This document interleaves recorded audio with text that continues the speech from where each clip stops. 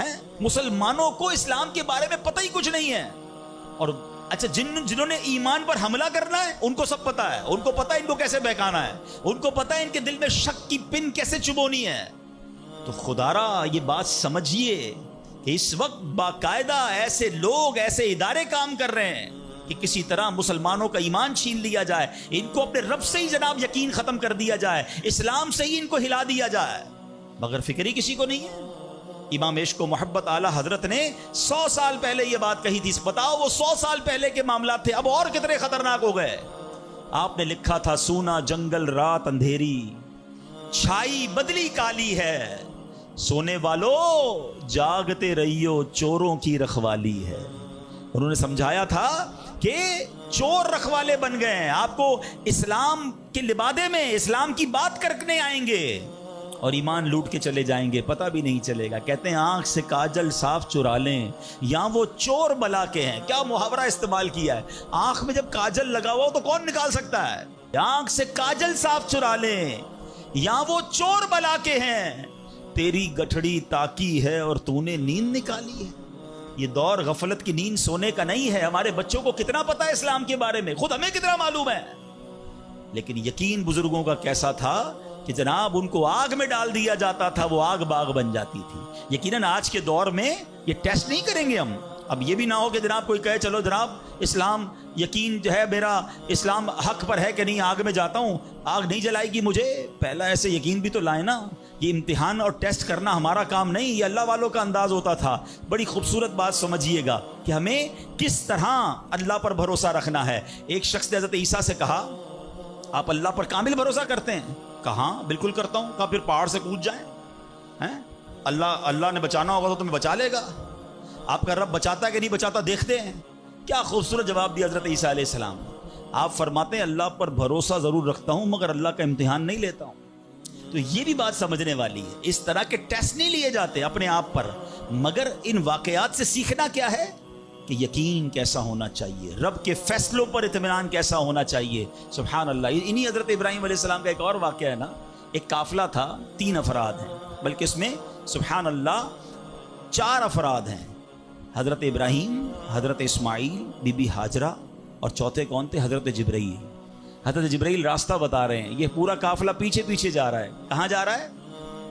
حضرت جبرائیل سے حضرت ابراہیم کو اتنا شوق تھا, پوچھتے ہیں اے جبرائیل ہماری منزل آ گئی؟ کہتے ہیں ابھی اور آگے. ہماری منزل آ گئی؟ کہتے ہیں ابھی اور آگے. لکو دک صحرا میں ایک ٹیلے پر جا کر, کون سی جگہ تھی جہاں آج مکہ آباد ہے؟ کچھ بھی نہیں تھا, کعبہ بھی نہیں تھا. اسی ٹیلے والی جگہ پر بعد میں کعبہ بنایا گیا. بالکل صحرا ہے, نہ پانی ہے نہ کھانا ہے. حضرت جبرائیل نے بتایا اے ابراہیم تمہارا مقام آ گیا ہے. حضرت ابراہیم کی اطاعت دیکھیں کہ وہ بیٹا جو 99 سال کی عمر میں دعاؤں کے بعد ملا ہے. حضرت اسماعیل آپ کو 99 سال دعا کرتے کرتے گزر گئے, پھر ملے تھے, مگر حکم کیا تھا کہ اپنے بیٹے کو اپنی زوجہ کو وہاں چھوڑ آؤ. حضرت ابراہیم اپنی زوجہ کو اپنے بیٹے کو جب چھوڑ کر جاتے, تھوڑے سے کھجورے ہیں, پانی ہے, تو بی بی ہاجرہ کیا کہتی ہیں؟ 3 بار کہا کہ ابراہیم کس کے سہارے چھوڑے جا رہے ہیں, کس کے سہارے چھوڑے جا رہے ہیں. حضرت ابراہیم نے جواب نہیں دیا, تو آخر میں کہتی ہیں اللہ امرک بہذا, اے اللہ کے نبی کیا اللہ پاک نے آپ کو اس کا حکم دیا ہے؟ آپ نے کہا مجھے رب نے حکم دیا ہے. اب یقین دیکھیں اس خاتون کا, اس ماں کا یقین دیکھیں جس کا چھوٹا بچہ ساتھ ہے, دودھ پیتا بچہ ساتھ ہے, نہ کوئی انسان نہ پرندہ. مگر جب حضرت ابراہیم نے کہا نا کہ ہاں رب کا حکم ہے, تو کیا کہا؟ اے اللہ پاک کے نبی اگر یہ اللہ پاک کا حکم ہے تو پھر آپ خیر سے جائیں, اللہ ہمیں ضائع نہیں کرے گا. رب کا حکم ہے نا, پھر کھانا بھی اسی نے دینا ہے, پانی بھی اس نے دینا ہے, ہماری حفاظت بھی اسی نے کرنی ہے. آئے ہائے یقین کیسا تھا کہ وہ رب رحمان قدرتوں والا ہے. اللہ وہ ہے جو مردے سے زندہ نکال سکتا ہے. اللہ وہ ہے جو دن سے رات کو بناتا ہے, رات سے دن کو بناتا ہے. اللہ پاک وہ ہے جو بنجر زمین کو سرسبز و شاداب بنا دیتا ہے. یہ وہی رب ہے جو صحرا سے چشمے نکال دیتا ہے. اللہ پر یقین تھا کہ اگر پانی نہیں تو کیا ہوا, پانی بھی اسی کی نعمت ہے, وہی عطا فرمانے والا ہے. ارے یہاں کھانا نہیں تو کیا ہوا, رزق دینے والا تو موجود ہے. سبحان اللہ. اور ایسا ہی ہوا, کہا اب خیر سے جائیے, اللہ ہمیں ضائع نہیں کرے گا. کیا خوبصورت شعر ہے نا. یقین مثل خلیل آتش نشینی, یقین مثل خلیل آتش نشینی, یقین اللہ مستی خود گزینی. सुन ए तहजीब हाजिर के गिरफ्तार, गुलामी से बदतर है बेयकीनी। क्या तर्जुमा हुआ इसका? इसका माना क्या हुआ? यकीन क्या है? हजरत इब्राहीम की तरह बेखतर बगैर डरे आग में कूद जाने का नाम यकीन है। यकीन क्या है? मोहब्बत इलाही में गर्क हो जाना और अपने आप की इस्लाह में लग जाना यकीन है। ए दौरे हाजिर की तहजीब के दीवानों, बेयकीनी जो है वो गुलामी से भी बुरी चीज है। आज बेयकीनी की फजा कैसी है? यकीन ही नहीं है किसी को। तसब्जुब, टेंशन, अल्लाह पर, दीन पर, अपने दुनिया के मामलात पर यकीन ही नहीं है किसी को। हर वक्त फिक्रों में घिरा हुआ है। ऐ मेरे प्यारे इस्लामी भाइयों, आज गुर्बत आम है, मुश्किलात हैं, हर दूसरा आदमी मुश्किलात में फंसा हुआ है, लड़ाई झगड़े हैं, ना इत्तेफाकी है। दुनिया में कई जगह तो मुसलमान बेचारे जुल्म व सितम का शिकार हैं। अल्लाह पाक उनकी गैब से मदद फरमाए। अल्हम्दुलिल्लाह मुसलमानों ने तारीख में शानदार कारनामे सर अंजाम दिए हैं। अल्लाह करीम ने मुसलमानों को बड़ी शान और शौकत से नवाजा है, मगर अब हालात किसी और तरह के चल रहे हैं। कभी गौर किया इसकी वजह क्या है? इस पर तज्जिया किया जाए तो एक बड़ी वजह सामने ये आती है कि मुसलमानों में बेयकीनी बढ़ा दी गई है। प्यारे आका मक्की मदनी मुस्तफ़ा सल्लल्लाहु अलैहि वसल्लम का जरा फरमान सुनिए। मशहूर सहाबी हजरत अबू हुरैरा रज़ियल्लाहु तआला अन्हु इस हदीस के रावी हैं। रसूल ज़ीशान मक्की मदनी सुल्तान सल्लल्लाहु अलैहि वसल्लम ने फरमाया, मा अखाफ अला उम्मती इल्ला दअफल यकीन। आका फरमाते मुझे अपनी उम्मत पर खौफ नहीं है मगर यकीन की कमजोरी का, यानी और कोई खौफ नहीं है। ये उम्मत ऐसा नहीं होगा कि शिर्क में मुब्तला हो जाएगी। फरमाया मेरी उम्मत अल्लाह पाक का इनकार नहीं करेगी, हाँ मेरी उम्मत को जो बड़ा मसला दरपेश होगा उनका यकीन कमजोर हो जाएगा, उनका भरोसा कमजोर हो जाएगा। एक और हदीस पाक सुनिए। आका फरमाते हैं, नजा अव्वलु हादिहिल उम्मा बिल यकीनी वज़्ज़ुहद। इस उम्मत के पहले लोग यकीन और दुनिया से बेरग़बती के जरिए नजात पा गए। व यहलिकु आखिरु हादिहिल उम्मा बिल बुख़्लि वल अमल। और इस उम्मत के जो आखिरी लोग होंगे कंजूसी और लम्बी उम्मीदों के सबब हलाक हो गए। पहले वाले यकीन की वजह से कामयाब हो गए। कैसा यकीन था? 313 थे ना, मगर भरोसा रब पर कैसा था कि फरिश्तों की फौज मदद के लिए आ जाती है। और बाद वाले फरमाया कंजूसी होगी, लंबी उम्मीदें होंगी। कंजूसी क्यों होती है? माल खर्च करूंगा खत्म हो जाएगा, यकीन नहीं है ना, ये पैसे चले जाएंगे, ज़कात नहीं देते लोग, अल्लाह की राह में खर्च नहीं कर रहे, लंबी उम्मीदें बनाई, यकीन नहीं है। काश ये बात समझ आ जाए कि मेरे और आपके नसीब में जो रिस्क लिखा है वो लिखा हुआ है, वो हमें मिलकर रहेगा, मगर उसी की टेंशन में जिंदगी गुजर रही है। बेयकीनी की कुछ मिसालें मैं आपको समझाता हूं। अभी तक शायद कुछ लोग कह रहे होंगे यार ये बात तो ठीक कर रहे हैं, बेयकीनी होनी नहीं चाहिए, मगर हमें तो बेयकीनी नहीं है। अब मैं कुछ एग्जाम्पल के जरिए समझाता हूं। हम मानते तो हैं अल्लाह पाक रिस्क देने वाला है, ठीक है, फिर भी माल के पीछे मारे मारे फिरते हैं। कोई लंदन पेरिस के ख्वाब देख रहा है, कश्तियों के अंदर बैठकर, पिछले दिनों वाकयात हुए ना, हैं, पैसे देकर वो डंकी लगाकर जाते हैं, कोई रास्ते में मर जाता है, कोई कश्ती में बेचारे डूब गए। क्यों? यकीन नहीं है, इधर पैसे नहीं मिलेंगे उधर पैसे मिलेंगे, किसी तरह उधर चला जाऊं या मर जाऊंगा भूखा। जरा गौर कीजिए, ऐ मेरे प्यारे इस्लाम को सूद का काम करता है। क्यों करता है सूद का काम? यकीन नहीं है ना कि हलाल कमाऊंगा तो पीछे रह जाऊंगा। मिलावट, रिश्वत, डाका, चोरी, अगर इन तमाम गलत कामों के पीछे आप देखें तो यकीन नहीं होता कि यार मिलावट नहीं करूंगा तो माल नहीं बिकेगा, पैसे वाला कैसे बनूंगा, गरीब ही रह जाऊंगा। यकीन खत्म हो गया है, जिसकी वजह से हर दूसरे आदमी को जनाब गलत काम करना है। आगे चलिए, हम मानते हैं नमाज दुनिया भी संवार देती है, आखिरत भी संवार देती है, सुनते भी हैं बोलते भी हैं, मगर नमाज पर दुनिया को तरजीह देते हैं। यार नमाज पढ़ूंगा तो कारोबार पे, दुकान पे कौन बैठेगा, हैं? नमाज पता है आखिरत और दुनिया संवार देगी, यकीन नहीं है। इसी तरह हम मानते हैं कि मुसलमान की तरक्की कुरान पर अमल करने में है, मगर ना कुरान खुद पढ़ते हैं ना अपने बच्चों को पढ़ाते हैं। हम मानते हैं कि अल्लाह पाक दुआएं कबूल फरमाता है, मगर बेयकीनी है, अव्वल तो दुआ मांगते नहीं है और मांगते हैं तो यकीन ही नहीं होता।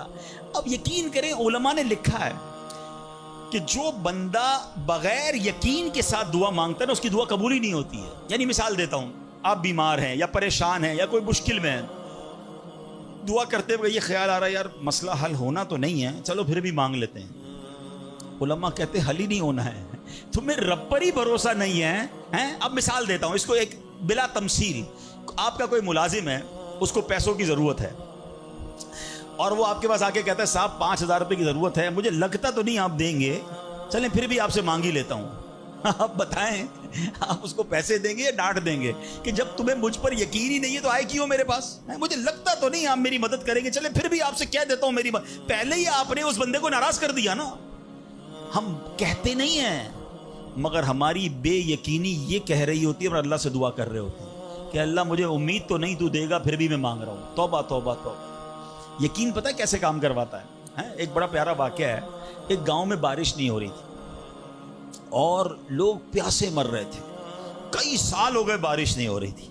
آخرکار گاؤں والوں نے پلان کیا کہ سارے گاؤں والے جمع ہوتے ہیں اور مل کر دعا کرتے ہیں, نماز استسقاء, اور اس کا ایک پورا طریقہ ہے دعا کا. ایک قطرہ بارش کا نہیں پڑ رہا تھا, مویشی بھی پیاسے, لوگ بھی پیاسے, کنویں بھی سوکھ گئے تھے.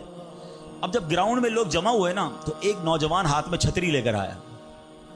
لوگ اس کا مذاق اڑانے لگے, ارے اللہ کے بندے سالوں ہو گئے بارش نہیں ہوئی ہیں, تم چھتری لے کر آئے ہو. تو کہتا مانگنے کس سے آیا ہوں, اس رب نے بارش تو دینی ہے, واپسی کیا بھیگتا ہوا جاؤں گا. اور علماء کہتے ہیں جب دعا شروع ہوتی ہے تو اتنی بارش ہوتی ہے کہ پورا گاؤں بھیگتا جاتا ہے, وہ نوجوان چھتری کے سائے میں جا رہا ہے. فرمایا یہ اس نوجوان کا یقین تھا جس کی وجہ سے یہ بارش ہوئی ہے. کاش یہ بات سمجھ آ جائے. ارے رب پر بھروسہ نہیں کرو گے تو کس پر بھروسہ کرو گے؟ اپنے دین پر, اللہ رسول کے فرمان پر ہی ہمیں بھروسہ نہیں ہے. غور کیجئے, یہ یقین لے آؤ واپس, زندگی میں موج آ جائے گا. زندگی اتنی پرسکون ہو جانی ہے اگر اللہ کے فیصلوں پر یقین آ جائے, اللہ کی عطاؤں پر یقین ہو جائے, آخرت کے وعدوں پر یقین ہو جائے, نبی پاک کی حدیثوں پر یقین ہو جائے. اعلیٰ حضرت رحمت اللہ تعالی علیہ کا کیسا یقین تھا. ایک بار غالباً اپنی والدہ کے ساتھ حج پر جا رہے تھے. اس زمانے میں پانی کے شپ جاتے تھے. اتنا زبردست رف سی ہو گیا, طوفان آ گیا, لوگ ڈر گئے, کلمے پڑھنے لگے, یہاں تک کہ لوگوں نے کفن نکال لیے کہ چلو کفن پہن لے, ڈوبنے والا ہے جہاز. اعلیٰ حضرت امام اہل سنت مفتی ہیں, ٹھیک ہے نا, اتنے بڑے مفتی ہوتے ہوئے آپ نے بھی والدہ کو کہا میں اللہ کی قسم کھا کر کہتا ہوں جہاز نہیں ڈوبے گا. تھوڑی دیر ہوئی تو ایسا ہی ہوا, جہاز کو کام ڈاؤن ہو گیا, سب خیر سے پہنچ گیا. تو ماں نے کہا بیٹا اتنی بڑی قسم کیسے کھا لی تم نے؟ کہ میں نے نبی پاک علیہ الصلوۃ والسلام کا فرمان سنا ہے, جو کشتی میں بیٹھ کر یہ دعا پڑھ لے, بسم اللہ مجریہا و مرساہا ان ربی لغفور الرحیم, وہ کشتی نہیں ڈوبے گی. میں اللہ کی قسم کھا کے کہتا ہوں کہ میرے نبی نے فرمایا نا, وہ یقین تھا. ہم کتنی بار دعا پڑھتے ہیں مگر دعا پڑھ کے بھی کہتے ہیں پتہ نہیں قبول ہوگی نہیں ہوگی, پڑھ لیتے ہیں. یہ والی چیز نکال دیں. وظیفے ہمارے کیوں نہیں لگتے؟ لوگ کہتے ہیں وظیفہ پڑھ رہا ہوں مسئلہ نہیں ہو رہا, تعویذ لیا پھر بھی مسئلہ. تعویذ پہنتے وقت بھی خیال ہی ہوتا ہے چلو یار پہن لیتے ہیں, پتہ نہیں ہونا ہے نہیں ہو تو کچھ نہیں ہونا. وظیفہ پڑھ لیں اور کہہ رہے پتہ نہیں ہوتا. پہلے یقین لائیں. اچھا ڈاکٹر بھی یہی کہتے ہیں, یہ صرف اب یہ وظائف اور ان چیزوں میں نہیں, آپ اگر ڈاکٹر پر بھی یقین نہ رکھیں نا کہ یار اس کی دوائی پتہ نہیں کام کرتی ہے نہیں کرتی, کیونکہ بہت ساری چیزوں کے پیچھے یقین, ول پاور. بڑا خوبصورت جملہ میں نے کتاب میں پڑھا تھا کہ جو لوگ کہتے ہیں یہ ہو جائے گا ان سے ہو جاتا ہے, جو لوگ کہتے ہیں یہ نہیں ہوگا ان سے نہیں ہوتا ہے. کاش یہ بات سمجھ آ جائے آپ کو. ہو جائے گا, آپ کر لو گے. بڑے بڑے کام لوگ کر جاتے ہیں, میں کر لوں گا انشاءاللہ, پتہ نہیں ہوگا نہیں ہوگا, ٹرائی کر لیتا ہوں, پہلے ہی سمجھ لو نہیں ہوگا. اندر حوصلہ تو لائیں نا, یقین تو لائیں. اگر رب پر ہی بھروسہ نہیں ہوگا تو ہم کدھر جائیں گے؟ اب ذرا سنیے گا, امیر اہل سنت ایک بڑا پیارا واقعہ اپنے رسالے میں لکھا کہ ایک ڈاکوؤں کا گروہ جو تھا ڈکیتی کے لیے ایک جگہ پہنچا. تو وہاں کھجور کے 3 درخت تھے. ایک درخت خشک تھا یعنی اس میں پھل نہیں لگے ہوئے تھے, دوسرا درخت پھلدار تھا. تو ڈاکوؤں کا سردار نے دیکھا کہ ایک چڑیا جو ہے وہ پھلدار درخت سے اڑتی ہے, خشک درخت پر جاتی ہے, واپس پھلدار درخت پہ آتی ہے, پھر خشک درخت پر جاتی ہے. تو اس نے کہا چکر لگائی جا رہی ہے, کوئی ماجرا ہے. تو اس نے غور سے دیکھا تو کیا دیکھا کہ وہ چڑیا جو ہے وہ پھلدار درخت سے جو ہے وہ کھجور لیتی ہے, اور جب خشک درخت پر جاتی ہے تو وہاں ایک اندھا سانپ منہ کھولے بیٹھا ہے. وہ چڑیا جا کر اس کے منہ میں کھجور ڈال کے آتی ہے, پھر دوبارہ جاتی ہے کھجور لا کر پھر اس سانپ کے منہ میں ڈالتی ہے. وہ جب ڈاکوؤں نے دیکھا تو وہ تو حیران ہو گیا, رونے لگ گیا کہ اے اللہ پاک, یہ وہ جانور ہے سانپ جس کو مارنے کا حکم تیرے پیارے حبیب علیہ الصلوۃ والسلام نے دیا ہے, کیونکہ یہ مسلمانوں کو تکلیف پہنچاتا ہے. مگر تو نے جب اس کی آنکھیں لی تو اس کے رزق کا انتظام کر دیا اور ایک چڑیا کی ڈیوٹی لگا دی کہ وہ جا کر اس کو کھانا پہنچائے. تو میں تو اشرف المخلوقات ہوں, میں تیرے بندوں کو لوٹ رہا ہوں، اے اللہ تو میری توبہ قبول فرما، میں آئندہ ایسا نہیں کروں گا۔ یہ رونے لگا، اب یہ سوچ رہا ہے، سبحان اللہ۔ تو اللہ اکبر، غیب سے آواز آئی کہ اے فلاں میری توبہ کا دروازہ کھلا ہوا ہے۔ ڈاکو کہتا ہے یا اللہ میں نے توبہ کی۔ پھر غیب سے آواز آئی ہم نے تیری توبہ قبول کر لی۔ اچھا جب اس نے توبہ کی تو اس کے سارے ساتھی سن رہے تھے کہ سردار آپ نے توبہ کی، ہم نے بھی توبہ کی۔ کہا سوچو تو صحیح، ہم ڈکیتی کر رہے ہیں، ہم چوری کر رہے ہیں، رب جب اس اندھے سانپ کو روزی دے گا تو ہمیں کیوں نہیں دے گا؟ ہم اللہ کی قدرت پر یقین کیوں نہ رکھیں؟ سب نے توبہ کر لی۔ اب جب توبہ کر لی تو انہوں نے کہا کہ اب ایسا کرتے ہیں کہ حج کو چلتے ہیں۔ سارا قافلہ بنا کر ڈاکوؤں کا قافلہ توبہ کر کے چلا حج کرنے۔ جب مکہ پاک کے قریب پہنچے نا تو وہاں ایک نابینا بڑھیا تھی، وہ ہر قافلے والے سے اس ڈاکوؤں کے سردار کا نام لے کے پوچھتی تھی۔ وہ بندہ آیا تو ڈاکوؤں کا جب قافلہ ہے تو کہا میں ہی تو وہ ہوں۔ تو کہا یہ میرے کپڑے تمہارے لیے ہیں۔ بولا آپ مجھے کپڑے کیوں دے رہی ہیں؟ کہا میرا ایک بیٹا تھا اور وہ بیٹا جو ہے اس کے کچھ دن پہلے، بڑا نیک بیٹا تھا میرا، کچھ دن پہلے اس بیٹے کا انتقال ہوا ہے، یہ اسی کے کپڑے ہیں۔ 3 دن سے مسلسل نبی پاک علیہ الصلوۃ والسلام میرے خواب میں تشریف لا رہے ہیں اور فرما رہے ہیں کہ اس نام کا بندہ آئے گا، اس کو یہ کپڑے دے دینا۔ ہائے ہائے، ذرا سوچو تو صحیح، جب رب توبہ قبول کرتا ہے تو مرتبے کیسے بڑھا دیتا ہے۔ کاش یہ بات سمجھ آ جائے۔ اللہ سے بندہ جب دوستی کر لیتا ہے نا، اللہ پچھلے گناہ معاف فرما دیتا ہے، بلکہ اللہ راضی ہو جائے تو گناہوں کو نیکیوں میں بدل دیتا ہے۔ مگر کیسے اس ڈاکو کو توبہ نصیب ہوئی؟ یقین۔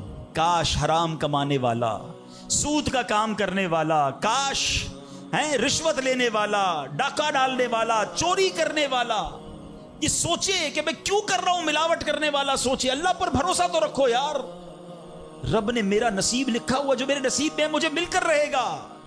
کاش یہ بات سمجھ آ جائے۔ صدیق اکبر رضی اللہ تعالیٰ مسلمانوں کے پہلے خلیفہ، جب آپ نے یہ آیت پڑھی نا قرآن پاک میں، اللہ ارشاد فرماتا ہے وَمَا مِن دَابَّةٍ فِي الْأَرْضِ إِلَّا عَلَى اللَّهِ رِزْقُهَا۔ اللہ فرماتا ہے اور زمین پر چلنے والا کوئی جاندار ایسا نہیں جس کا رزق اللہ کے ذمہ کرم پر نہ ہو۔ آپ فرماتے ہیں کہ جب سے میں نے یہ آیت پڑھ لی، خدا کی قسم میں نے روزی کی فکر کرنا چھوڑ دی ہے۔ کہ جب اللہ نے ہر کسی کا رزق اپنے ذمے پہ لے لیا تو مجھے کس بات کی ٹینشن ہے؟ کاش ہمیں یہ بات سمجھ آ جائے کہ ہمیں اب ذرا غور کریں۔ ابھی یہ اجتماع ختم ہوگا، اگر میں آپ سب کو کہوں کہ بتائیں آپ کے لیے کیا دعا کروانی ہے تو تقریباً 70-80% لوگوں نے پتہ کیا کہنا ہے، حضور روزی میں برکت کی دعا کر دیں، کاروبار میں برکت کی دعا کر دیں، نوکری نہیں لگ رہی اس کی دعا کر دیں۔ میں نہیں کہتا یہ دعا نہیں کرنی چاہیے، اللہ سے نہیں مانگیں گے تو کس سے مانگیں گے؟ لیکن کوئی تو کہے کہ میری ایمان پر موت کے لیے دعا کر دیں، میری قبر جنت کا باغ بن جائے اس کے لیے دعا کر دیں، میں آخرت میں جاؤں تو اللہ مجھ سے راضی ہو جائے اس کے لیے دعا کر دیں۔ فرق دیکھیں، میری اور آپ کی ٹینشن کیا ہے؟ دنیا، روزی، مال، حالانکہ اس کا وعدہ ہے، دانے دانے پر لکھا ہے کھانے والے کا نام، مجھے مل کر رہے گا، مگر اللہ نے مغفرت کا وعدہ نہیں کیا ہے۔ اس کی دعا کہاں ہے؟ اس کی ٹینشن کیوں نہیں ہے؟ ایسے کئی لوگ مجھے بھی ملے، آپ کو بھی ملے ہوں گے، یار رات کو نیند نہیں آ رہی، کیوں؟ بس یار کاروبار کی ٹینشن بہت ہے۔ کبھی زندگی میں ایک رات میری اور آپ کی ایسی گزری کہ اس ٹینشن میں نیند نہ آئی ہو کہ قبر میں جاؤں گا تو قبر جنت کا باغ بنے گی یا دوزخ کا گھڑا بنے گی؟ کلمے والی موت ملے گی کہ نہیں؟ جنت میں جاؤں گا یا دوزخ میں جاؤں گا؟ میزان عمل پر جب اعمال تولے جائیں گے، گناہ کا پلڑا بھاری ہوگا یا نیکیوں کا پلڑا بھاری ہوگا؟ یار آج جون جولائی کی گرمی، ہیٹ اسٹروک کی باتیں ہو رہی ہیں، 50 ڈگری میں حال برا ہو گیا، سورج 1 میل پر جب ہوگا اور لوگوں کی پیاس زبان سے باہر زبانیں آئیں گی، مجھے جام کوثر نہ ملا تو میرا کیا بنے گا؟ کبھی اس کی ٹینشن، اس کا وعدہ نہیں ہے۔ یہ اللہ سے دعا کرنی ہے، اس کے لیے کوشش کرنی ہے۔ ساری زندگی ایک ہی ٹینشن، چھوٹا گھر ہے تو بڑا کرنا ہے، کاروبار کو وسیع کرنا ہے، اور آمدنی، اور میں نہیں کہتا دعا نہ کریں، کوشش نہ کریں، خدا نہ خواستہ اس کا کوئی یہ مطلب نہ لے کہ چلو بھائی اب تو اللہ نے اپنے ذمہ کرم پر لے لیا تو اب کوئی کام کاج نہیں کرنا۔ نہیں، دنیا عالم اسباب ہے، اسباب کا کشکول لے کر بارگاہ الہی میں جانا ہے اور توکل والے انداز میں دعا کرنی ہے تو اپنی رحمت کے سمندر سے ہمارے اسباب کے کشکول میں وہ ہماری روزی عطا فرمائے گا۔ اسباب اختیار ضرور کرنے، مگر اسی فکر میں زندگی تو برباد نہ کر دینا کہ سارا صبح سے لے کر شام تک ایک ہی ٹینشن۔ بھروسہ رکھے رب پر، یقین رکھے رب پر۔ آج حال یہ ہے، بچہ پیدا ہو جائے تو ٹینشن، او ہو اب میرا بچہ ہو گیا، اس کی آگے پرورش میں کیسے کروں گا، اس کی تعلیم کا کیا ہوگا، اور خاص طور پہ بچی پیدا ہو جائے، تو ایسے بدبخت لوگ ہیں کہ اب جناب بیوی کو برا بھلا کہہ رہے ہیں, خاندان میں جھگڑے ہو رہے ہیں بچی کی پیدائش پر کہ اب اس کی شادی کیسے ہوگی, یہ تو بوجھ آ گئی ہے. معاذ اللہ. سمجھ نہیں آتی کہ جس رب نے بچی دی ہے انشاءاللہ رزق بھی وہی دے گا, اسباب بھی وہی دے گا. ارے جب اس نے مجھے پالا ہے وہ اس کو بھی پالے گا. کیا خوبصورت بات علماء نے لکھی, جو رب ہاتھی کو من اور چونٹی کو کن دے سکتا ہے وہ مجھے بھی میرا رزق عطا فرمائے گا. آپ ذرا سوچے تو صحیح, کس کس کو رزق دیتا ہے. حدیث پاک کا مضمون ہے تم اللہ پر بھروسہ کرو, جیسا بھروسہ کرنے کا حق ہے وہ تمہیں ایسے روزی دے گا جیسے پرندوں کو روزی دیتا ہے. پرندوں کو سمجھتے کتنی کیسے روزی ملتی ہے, کبھی گھونسلے دیکھیں پرندوں کے. اچھا پہلے تو یہ نہیں پتا, کراچی والوں کو تو پرندے دیکھنے کو نہیں ملتے. ہم نے درخت کاٹ کے پورا شہری کنکریٹ کا جنگل بنا دیا. ورنہ یہ پوچھے بزرگوں سے, ہم بھی چھوٹے تھے تتلیاں بھی دکھتی تھیں, صبح مدرسے اسکول جاتے تھے تو کوئل کی آواز بھی آتی تھی. اب تو کراچی والوں کے ہارن کی آواز آتی ہے ہم کو. اب تو یہ پرندے بھی چلے گئے. کہاں چلے گئے؟ ہم نے درخت کاٹے, ہمیں نظر ہی نہیں کہ درخت ہے کیا. آج گاڑی پارک کرنے کے لیے ہر بندہ درخت کا سایہ ڈھونڈ رہا ہے مگر درخت لگاتا نہیں ہے. کاش یہ بات سمجھ آ جائے کہ جتنے درخت لگتے جائیں گے شہر یا ملک خوشگوار بھی ہوگا, موسم بھی کول ڈاؤن ہو جائے گا. یہ جو آج ہم کہتے ہیں نا اتنی گرمی بڑھتی جا رہی ہے, اس کی ایک بڑی وجہ یہ ہے, یہ میرا موضوع نہیں ہے, لیکن جو موسم کا تغیرات, کلائمیٹ ڈس آرڈر ہے. کاش یہ بات سمجھ آئے کہ پلانٹیشن نہیں ہم کر رہے, ہم پودے نہیں لگاتے بلکہ پودے کاٹ دیتے ہیں. کتنے درخت کاٹے, کتنے جنگل ختم کر دیے ہم نے. الحمدللہ دعوت اسلامی کا شعبہ FGRF, اب پلانٹیشن ہم کرتے چلے جا رہے ہیں. 30 لاکھ پودے لگائے مگر یہ تھوڑے ہیں. کاش میری یہ بات لوگ سن رہے ہوں کہ اگر آپ نے اپنے آنے والی نسلوں کو خوشگوار موسم دینا ہے, اچھے حالات دینے ہیں, ٹھنڈی چھاؤں دینی ہے, آکسیجن کی فیکٹریاں دینی ہیں, تو ہم سب کو کم از کم ایک پودا لگانا چاہیے. 24 کروڑ پاکستانی سب صرف ایک پودا لگائیں اور اس پودے کو درخت بنائیں. صرف پودے کو بچے کی طرح پالیں. آپ یقین کریں ہمارا ملک ایک پورا ملکی باغ بن جائے گا. اب ذرا سوچیں کہ ہمیں یہ بات سمجھنی ہے کہ یہ گھونسلے, یہ جو حدیث میں سنا رہا تھا بات کہاں سے چلی کہ اللہ پرندوں کو کیسے رزق دیتا ہے. آپ کو پتا پرندے کتنے, ایک تحقیق کے مطابق اس دنیا میں جتنے انسان ہوتے ہیں نا ملٹی پلائی بائی 10 جانور ہوتے ہیں. اگر 800 کروڑ انسان ہیں, 8 ارب کے قریب آبادی ہو گئی دنیا کی, 800 کروڑ 8 ارب, تو آپ سمجھو کہ 80 ارب جانور ہیں دنیا میں. اور کہا جاتا ہے ملٹی پلائی بائی 10 کریں اس کو تو اتنے پرندے ہوتے ہیں. یعنی اس کا مطلب 800 ارب کم و بیش پرندے ہیں دنیا میں. آپ نے پرندوں کے گھونسلے دیکھے کبھی؟ کہ جب گھر سے صبح اڑتے ہیں نا اپنے گھونسلے سے, سب کے پیٹ خالی ہوتے ہیں. گھونسلے میں کوئی کبڈ نہیں ہوتی ہے, کوئی شام کا دوسرے دن کا چارہ نہیں ہوتا ہے, بچے چھوٹے چھوٹے چھوڑ کر جاتے ہیں. مگر یہ 800 ارب پرندے جب شام کو گھونسلے میں آتے ہیں اللہ سب کو رزق دے چکا ہوتا ہے. کوئی پرندہ دنیا میں بھوکا نہیں سوتا. کیا خوبصورت بات, سمجھو اس کا مزہ لو نا. رب ہاتھی کو من دیتا ہے, اس کو ہاتھی کو کتنا کھانا چاہیے, دنیا میں کتنے ہاتھی ہوں گے, اس کو روز کے منو کھانا مل جاتا ہے. اور چونٹی کو کن چاہیے ہوتا ہے چھوٹا سا, وہ رب اس کو کن بھی دے دیتا ہے, پرندوں کو روزی دے دیتا ہے. اور جو اشرف المخلوقات ہیں وہ ٹینشن کھا رہے ہیں, وہ کبھی بلڈ پریشر کی گولی, تو کبھی شوگر کی گولی, کبھی ڈاکٹر کے پاس, ٹینشن بہت ہے ڈاکٹر صاحب 2 سال بعد کیا ہوگا, مارکیٹ ڈاؤن. ارے بھائی تب سب چیزوں کا وعدہ ہے اور تم اس ٹینشن میں رہ گئے.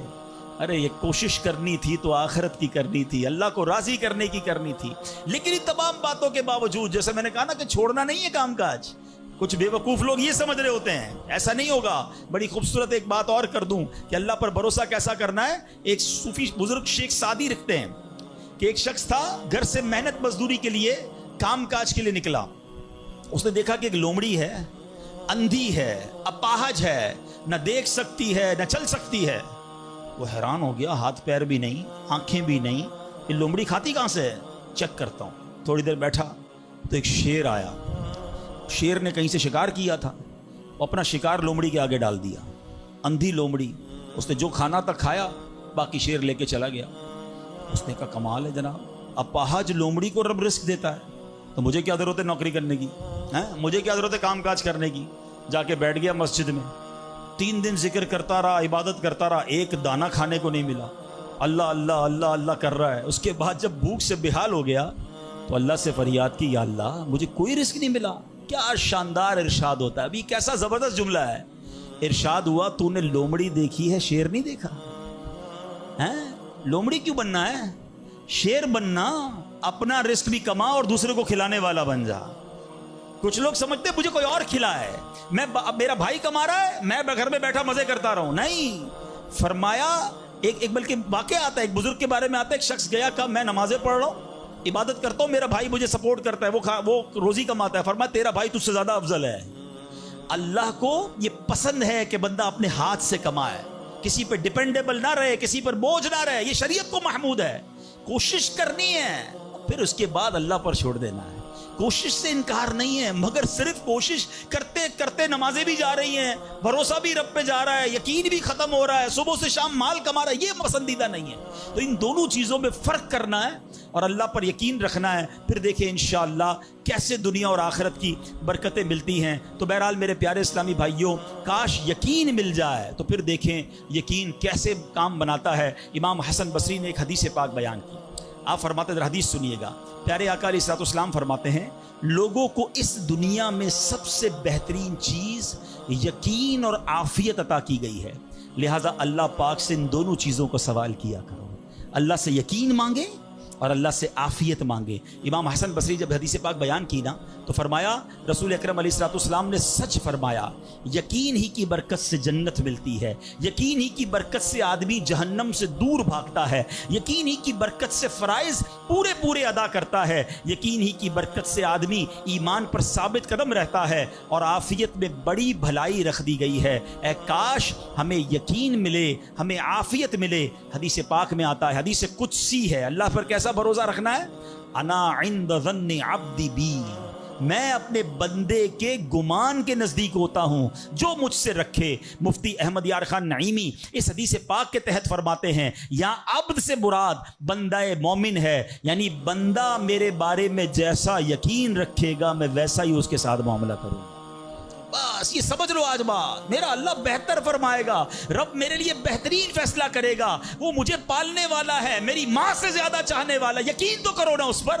लोगों को अल्लाह पर ही यकीन नहीं रहा है, मेरा तो काम ही खराब हो जाता है, अल्लाह माद, अब इस पर कुफरिया कलमात भी कह देते हैं, मेरा तो जनाब मसला ही हल नहीं होता, मेरी दुआ तो रब सुनता ही नहीं है, मेरी मुश्किल आसान वो करता ही नहीं है।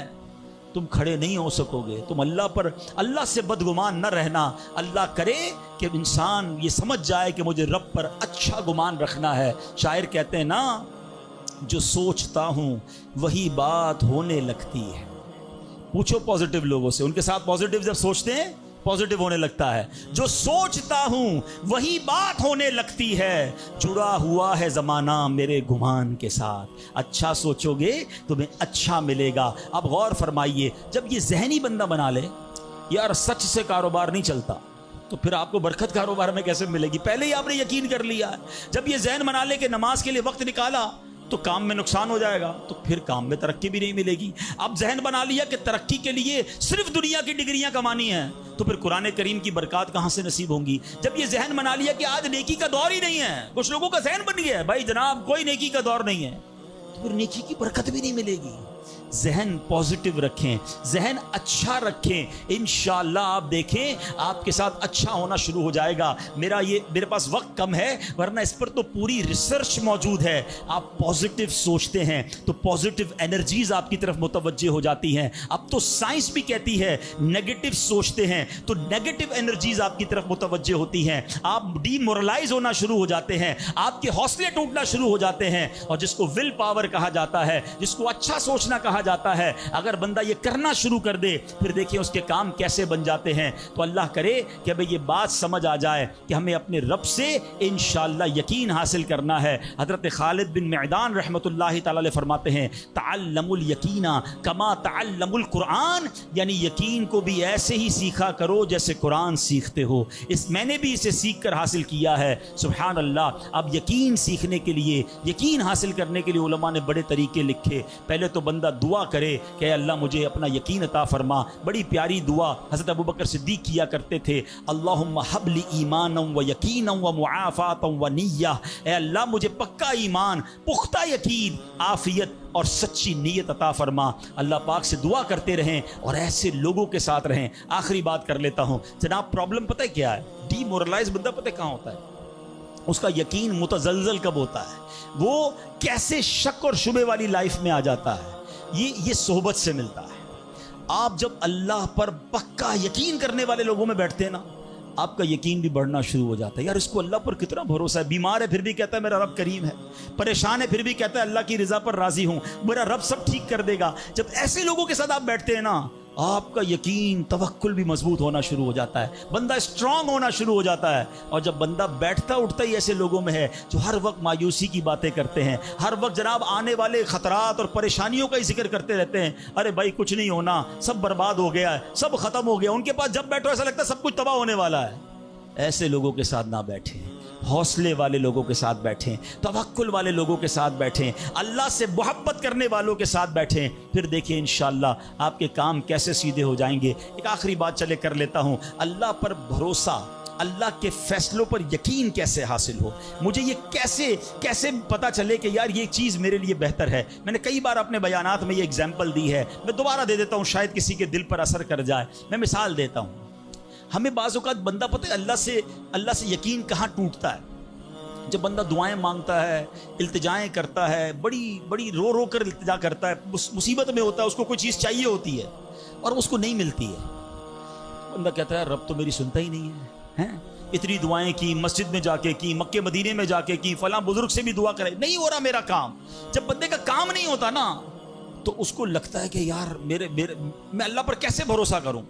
یہاں جا کر شیطان حملہ کرتا ہے. اب آئیے اس وسوسے کو کیسے ختم کریں. آپ میں سے کئی ایسے مجھے نظر آ رہے ہیں جو والد ہوں گے یا بڑے بھائی ہوں گے. آپ کا کوئی چھوٹا بیٹا یا چھوٹا بھائی ہو اور بیمار ہو جائے، اس کو بخار ہو جائے، گلا خراب ہو جائے اور وہ رونے لگے کہ ابو میں نے آئس کریم کھانی ہے، میں نے ٹھنڈا شربت پینا ہے. اچھا بتائیے آپ اسے ٹھنڈا شربت پلائیں گے؟ وہ رو رہا ہے آپ کے سامنے، آئس کریم کھلائیں گے اسے؟ جواب دیجئے نہیں. وہ رونے دیں گے آپ اس کو. آپ کا ایک دوست برابر میں بیٹھا ہو اور کوئی کہے یار کیسے ظالم ابو ہیں، بچہ رو رہا ہے دے دینا اسے آئس کریم. تو آپ ایک جواب دیتے ہیں میں والد ہوں، مجھے پتا ہے اس کو کب کیا دینا ہے. ایسا ہی ہے نا. اب ذرا دل پر ہاتھ رکھ کے میرا جملہ سننا، تم والد ہو، تمہیں پتا ہے بیٹے کو کب کیا دینا ہے. میرے مالک کو نہیں پتا مجھے کب کیا دینا ہے. میں رو رہا ہوں، میں گر گڑا رہا ہوں، میں تڑپ رہا ہوں، وہ نہیں دے رہا. ارے یہی بہتر تھا. ہو سکتا ہے کہ میں جو مانگ رہا ہوں مجھے مل جاتا تو وہ میرے لیے اور برا ہوتا. علماء کہتے ہیں کسی کا امیر ہونا اس کے لیے اچھا ہے کیونکہ وہ غریب ہوگا تو وہ ایمان سے متزلزل ہو جائے گا. کسی کا غریب ہونا اس کے لیے اچھا ہے کیونکہ اگر اسے مال دے دیا جائے گا تو اس کا ایمان چلا جائے گا، وہ غلط کاموں میں پڑ جائے گا. کسی کو اولاد دینا اس کے لیے اچھا ہے اور کسی کو بے اولاد رکھنا اس کے لیے اچھا ہے. ہو سکتا ہے بیٹا ایسا ہونے والا ہو جو بڑا ہو کے باپ کو ہی مار کے گھر سے نکال دے. کیا ہم نے نہیں دیکھے ایسے واقعات؟ ایسی اولاد نہیں دیکھی جو ماں باپ کو قتل کر دیتی ہے؟ لوگ کہتے ہیں اس سے بہتر تو بچہ ہی نہ ہوتا. ارے رب بہتر جانتا ہے مجھے کیوں بیٹا نہیں مل رہا، مجھے کیوں بیٹی نہیں مل رہی، مجھے کیوں اولاد نہیں ہو رہی، مجھے کیوں مال نہیں مل رہا، میں اب تک گھر کیوں نہیں لے سکا. ہو سکتا ہے میرے رب نے اس کے بدلے میرے لیے بہت ساری نعمتیں رکھی ہوں. کاش یہ بات سمجھ آ جائے. مجھے ایک بات بتاؤ نا، میری ماں، آپ کی ماں، دنیا میں سب سے زیادہ ہم سے پیار کون کرتا ہے؟ ہماری ماں کرتی ہے. کبھی ماں ہمارے لیے غلط فیصلہ کر سکتی ہے؟ نہیں کر سکتی. ارے جو ماں میرا اچھا سوچتی ہے، اس ماں کے دل میں جس نے ممتا ڈالی ہے، جو کروڑوں ماؤں سے زیادہ مجھے چاہنے والا ہے، وہ میرے بارے میں کیوں نہ اچھا فیصلہ فرمائے گا. کاش یہ یقین آ جائے کہ جو رب نے کیا ہے وہی بہتر کیا ہے. سبحان اللہ. زندگی کا ایک اصول بنا لو، میرا کام، جب آپ کا کام ہو جائے نا تب بھی کہو اللہ کا شکر ہے، اور جب کام نہ ہو کہو جب بھی اللہ کا شکر ہے. میرے لیے یہی بہتر ہوگا. آپ مزے میں آ جاؤ گے.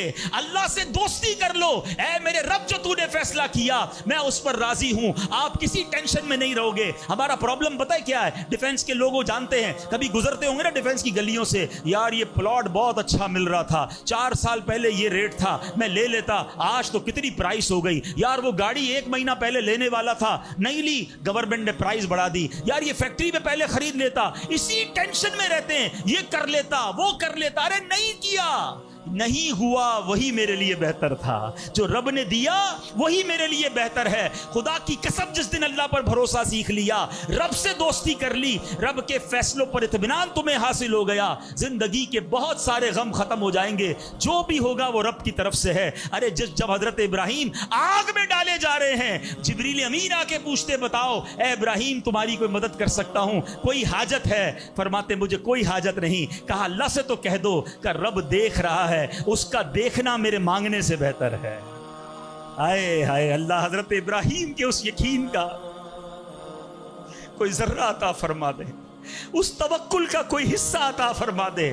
باتیں تو ہم بڑی بڑی کرتے ہیں، مگر جب سر پہ پڑتی ہے، جب کوئی مشکل آتی ہے، پھر ہمارا یقین ہل جاتا ہے۔ اللہ مجھے بھی اور آپ کو بھی اپنی سچی محبت عطا فرمائے، سچا یقین عطا فرمائے، سچا بھروسہ عطا فرمائے۔ اور یقین کریں جس دن رب پر بھروسہ مل گیا، آپ کی مشکل، آپ کی غم کی آگ باغ بننا شروع ہو جائے گی، آپ کی مشکلیں آسان ہونا شروع ہو جائیں گی۔ اللہ کریم ہم سب کو اپنا بھروسہ نصیب فرمائے۔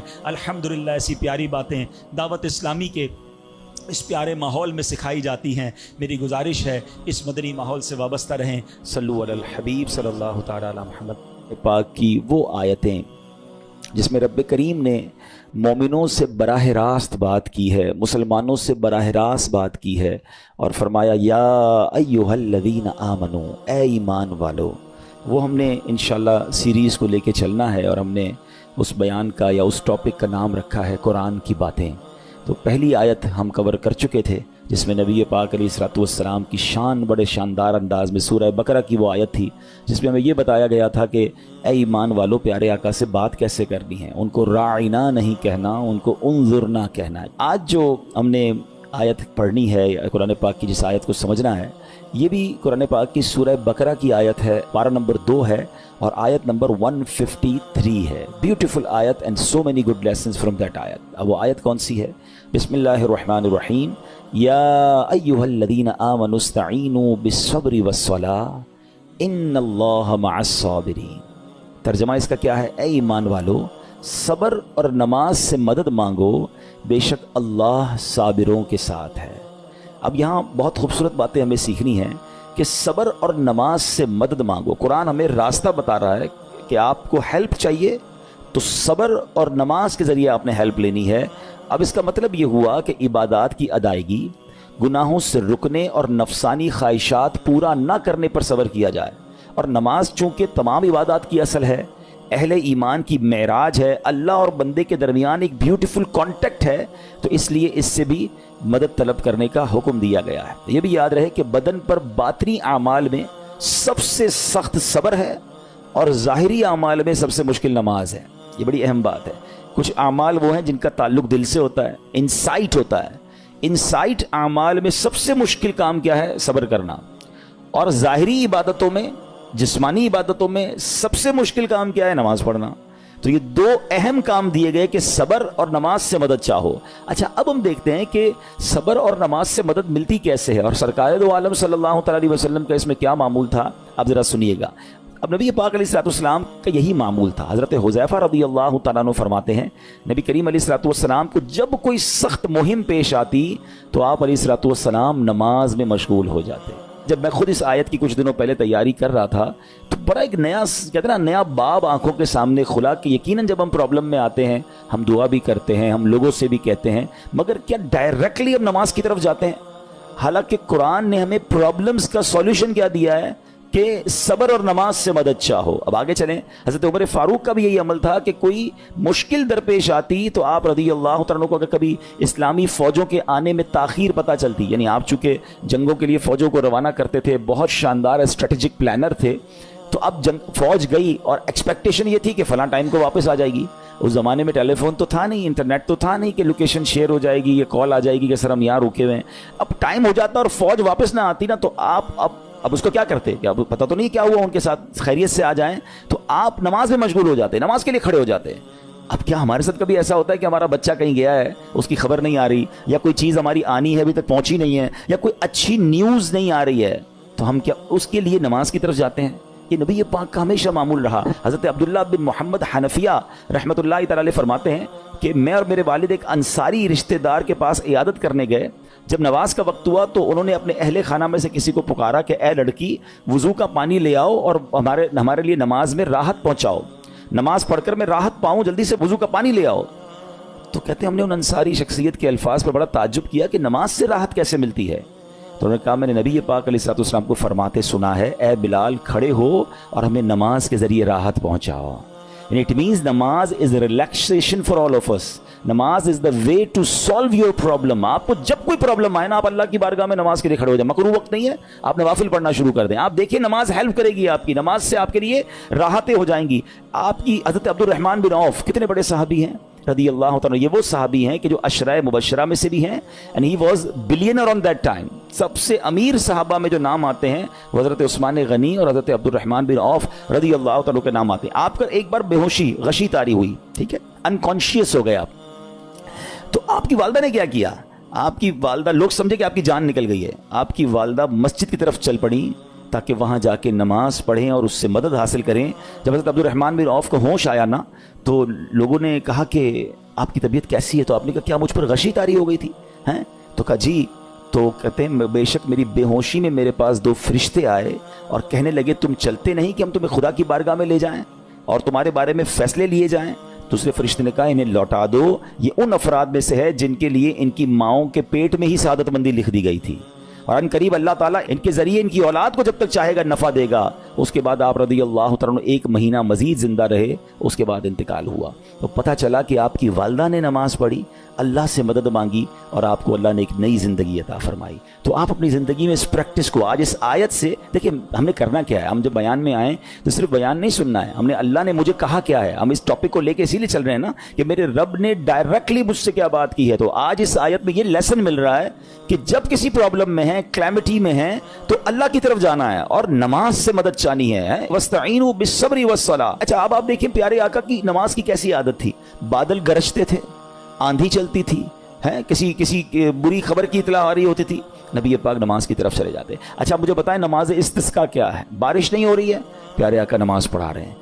सूरज गहन हो रहा है, नबी पाक नमाज पढ़ा रहे हैं। चांद गहन हो रहा है, प्यारे आका नमाज की तरफ। यानी किस कदर अल्लाह की तरफ रुजू है। And when ever anything bad happen या गोइंग टू बैड हैपन, होने वाली लग रही है, कुछ बड़ा होने वाला है, हमें भी तो खबरें आ रही होती है ना कि भाई कल बहुत शदीद बारिश होगी, ना करे कोई और बुरी खबर एक्सपेक्टेशन है, आपको कारोबार में कोई ऐसी खबर आने का डर है, या आपकी कोई शिपमेंट जा रही है, वॉट एवर, आप चाहते हैं हर चीज बेहतर हो जाए। कुरान ने फॉर्मूला दिया ना, वस्तईनु बिस्सब्रि वस्सलाह, अल्लाह ने डायरेक्टली मुझे और आपको कहा है। तो from now onwards make your practice कि मैंने इंशाअल्लाह नमाज से मदद लेनी, और आप अपनी आंखों से देखेंगे और आप अल्लाह से अर्ज भी करें कि अल्लाह तूने कुरान में कहा है मदद ले, मैंने खड़ा हो गया नमाज के लिए, तो नमाज से आपने मदद लेनी है। अच्छा, अब उसके बाद आयत का जो सेकंड पार्ट है कि सब्र से भी मदद लेनी है, और आगे क्या फरमाया? इन्नल्लाह मअस साबिरीन, अल्लाह साबिरों के साथ है। सुभान अल्लाह। इसका मतलब ये हुआ कि अल्लाह ताला अपने इल्म और कुदरत के साथ वैसे तो हर किसी के साथ है, लेकिन यहाँ सब्र करने वालों का खास जिक्र इसलिए हुआ ताकि इन्हें मालूम हो जाए कि अल्लाह ताला इनकी मुश्किलात को दूर फरमा देगा। मगर करना क्या है? सब्र करना है। अच्छा, अब सब्र के बारे में 2 बातें बड़ी अहम हैं कि सब्र, नॉर्मली हम जब भी सब्र के बारे में सुनते हैं तो सब्र हम कहते हैं यार तकलीफ आई है सब्र करो, यकीनन ये भी सब्र है, मगर सब्र की एक और किस्म भी है जो उससे भी सुपीरियर है, जो उससे भी अफजल है, और वो क्या है?